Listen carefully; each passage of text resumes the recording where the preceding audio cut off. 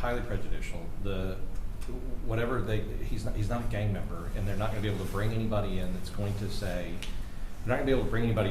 say, oh, this thing is, they're military. I mean, he's military, and so they're military tattoos.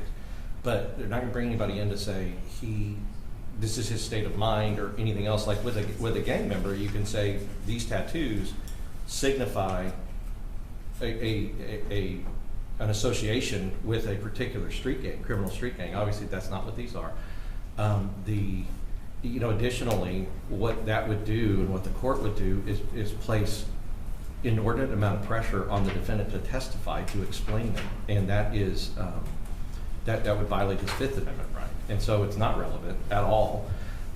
They can't show any kind of nexus between it. It's invasive, and we object to that. We just don't think that they should be able to do that. May I respond, Judge? Yes, go ahead. So, Judge, we're not determining the admissibility of his tattoos at this time. That can be determined at a later date. During the presentation of our evidence, we do anticipate there being the potential for us to be able to get into evidence that the defendant not necessarily pre-planned his actions, but that he had a mindset going into his policing that he was going to be more readily using force against people than not. Okay, and the tattoos specifically are, one of his tattoos states "the weak die first." The other one is the dead man's hand, and then there is another tattoo that has Lady Justice covering her eyes. Okay, we have spoken to members of the military that worked with this defendant, and we could potentially get their testimony into this trial should it become relevant and admissible later on, where they would echo some of these sentiments about the defendant, that he had this state of mind, that these tattoos could be relevant in showing that he was more apt to use force than a regular police officer, that he, as far as his leadership abilities were lacking in certain areas, that he was more aggressive than most. And so these tattoos go directly to show that, or potentially could. But at this point, we're not talking about the admissibility of these tattoos. This is just taking a photo of the tattoos. Also, Judge, this defendant, when he applied to the San Antonio Police Department, he listed some tattoos that he had. I'm interested to see if he listed them all, as that could go to his credibility when he applied to the department, and what tattoos he was comfortable sharing and what tattoos he was not comfortable sharing. And that could go to his credibility as well. But again, we're not determining the admissibility. We're just trying to take the photos of them, and then we can talk about admissibility at a later date. So why don't we just figure out if they're going to be admissible, and then if the court says that they are, then we can take the pictures. But well, Judge, we have to see what they are first. I mean, this isn't the proper time for that. Let's just get the photos, and then we can talk about that later. Okay, I'm going to go ahead and deny the state's motion, and then at some point we would have some actual hearing of someone that would come in and testify. Because right now, I personally don't see the relevance. Now, I'm not saying it won't become relevant, especially if he testifies, okay? And so we'll cross that bridge when we get to it, but for today, it's denied, okay? And so that's that. And then, like I said, I'm not saying that I won't revisit it. And like the counsel said, it may at some point become very, very relevant. It may not. So, well, can they give us a list of his tattoos? Because I don't know what tattoos he has. That was the purpose of this. Okay. It's a Fifth Amendment right not to do any of that. Well, right now. on the Fifth Amendment right, that the Fifth Amendment doesn't apply to statute. So I don't want to go to the Fifth Amendment. Well, I mean to tattoos, as it's. What I'm saying is forcing us to talk and say and tell. Not the.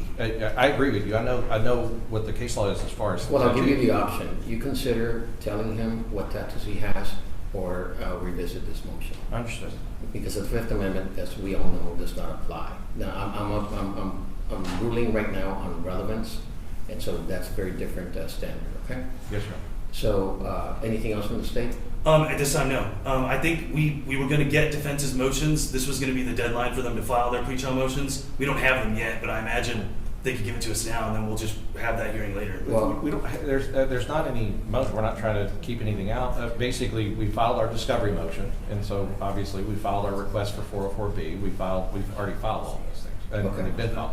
As far as a motion in limine, I haven't really thought out all of those things yet, but we can deal with that when we get to the trial. You can do more with the two judges. Right. Well, I do want you to file some motions in limine way ahead of trial. I don't want to be doing things at trial. Okay? I understand. So I know that you gentlemen are busy right now in another court of this trial, so I'm going to consider that. And besides, the other thing that we need to get to is a trial date. That I want you all to sit down and you figure out a trial date, and as I stated off the record previously earlier this week, weddings, funerals, illnesses, anything, vacations, experts, another judge wanting you. When we set this trial, you know, if you all don't show up, I'll do writs of attachment this time. I understand. And of course, we have always appeared whenever the court's required of us. Yes, you have. Just in general, I'll say that our trial schedule at the moment, just on these specially set things, we have the Uvalde thing that starts in January. So it looks like February is probably the earliest that we could do that. I mean, but we will look to see what the exact date is. Well, I'm trying to give Mr. Brennand the earliest possible trial. Yes. You know, he's entitled to his day in court. And he wants it. The state is also entitled to a fair trial in time to prepare, because I understand that December, now that we had to reset this case from today, that December is a bad time for the state. So I'm trying to be fair to both sides. You know, Yes, you sir. have commitments, they have problems with their deal, with their witnesses and experts, whatever the case might be. And so what about the 705s? The This 705 is, hearing? I mean, our concern on the state side really is that we would just like, especially for motions and all of that, we don't want to run it all with trial or be served with motions right before jury selection and then be trying to figure out what we can and can't talk to the jurors about. Okay, so what I'm going to do, and I don't mean to interrupt you, pre-trial motions from the defense are due 14 days from today. Okay, that gives you enough time to try and figure out. You know the evidence already. Yes, Your Honor. I mean, I really anticipate that our motion in limine is going to be like, don't talk about things that are prior bad acts. You know, just basic stuff. There's No, not really- and I understand, but I think the state is entitled to know what pretrial motions you're going to have and not hit them with some sort of other evidentiary motion, if you will, Right. right before trial. Sure. So Sure, I for mean- now, let's do the pretrial motions are due 14 days from today. That gives you, I think, enough time to maybe potentially get out of the other trial, focus on the We will still be in that other trial. Yeah, Okay. but it's basically boilerplate as far as motion in limine. So it's not. Fair enough. There's not a whole lot of. This is one of those cases where we everything's coming in and we try it, except for any kind of prior bad acts or whatever they're talking about with the old Character military and buddies. conformity. Yeah, character and conformity. Now, So- 404B from the state side, you've given them notice of all the 404B that you're. Yes, planning to give. Judge. And you have no objections to their 404B notice? Not that it comes in, that's not what I'm Right. talking, but that the notice is sufficient. They've given us sufficient notice Okay. of things that they intend to, as far as we know, because I don't know everything that they think that they want to get into, but they have given us notice of things that they do want to get into, or they think that they can. Okay. And we have received that, so. Okay. And the other thing, Judge, Yes.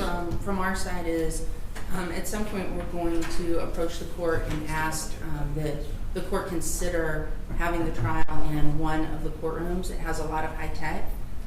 The body worn cam is exceptionally important to both sides. I think we're going to have a jury that's rewatching 45 seconds of video over and over and over and slowing it down frame by frame. We also anticipate our expert company is going to be coming forward with a 3D animation. That animation is going to be very important to the timing of the shots and which shots potentially caused injuries and trajectory. Because of that, it's going to be showing angles, it's going to be showing things zoomed in. And my understanding is for this courtroom, this would be the only option we would have for everybody to be able to approach, be around it, for the jurors to be able to see it, witnesses. And so a lot of the other courtrooms have those individual screens for each juror. Because we have some time to set out the plan, we would be requesting, and I know that's an imposition on the court to move over, and we may not get that from you, but we're humbly requesting that we do have this trial in a high-tech courtroom because the essence of everything is the video. I think once we have a trial date set, then we would have, I'm not telling you I would do it in the first place, but we would still have to figure out at that time, whatever the trial date is, that there's a high-tech courtroom available in the first place. Okay, so maybe that's something y'all may consider, and I don't know if y'all have an objection to that, but No, we don't have an objection. I haven't seen their 3D animation that Okay. So we would like to have that before, obviously, and prepare and have an expert be able to rebut or respond to that. Now, do you have that 3D presentation ready? They're finalizing it, so Okay, because I think that's something that would be subject to the motions for pretrial, so that, I mean, they may have some objections to it. So if I'm making them file their motions within 14 days, I think you ought to potentially give it to them. and we don't have any problem with them having some more time for the pretrial motions. I didn't mean to put them under the gun right now while they're in the other trial. I know the trial's gonna be set out. I just didn't want those motions, I mean, if we have 3 or 4 weeks before trial, that's fine. I just didn't want something where we kind of get ambushed and don't have time to prepare. No, I understand, and, you know, I think I'm a fairly reasonable jurist, so if something is given to them later, then, of course, I would give you leeway to file some sort of pretrial objection to it also.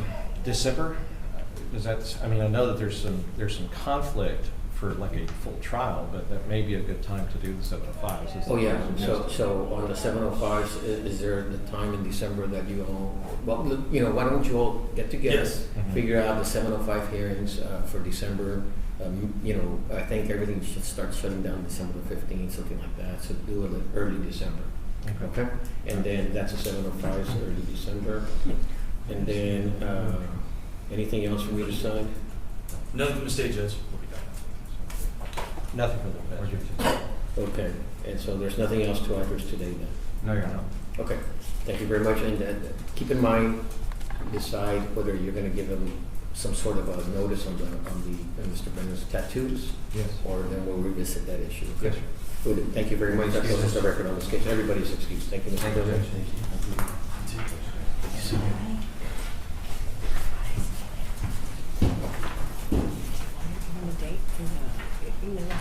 Well, let them talk about it, don't let them go.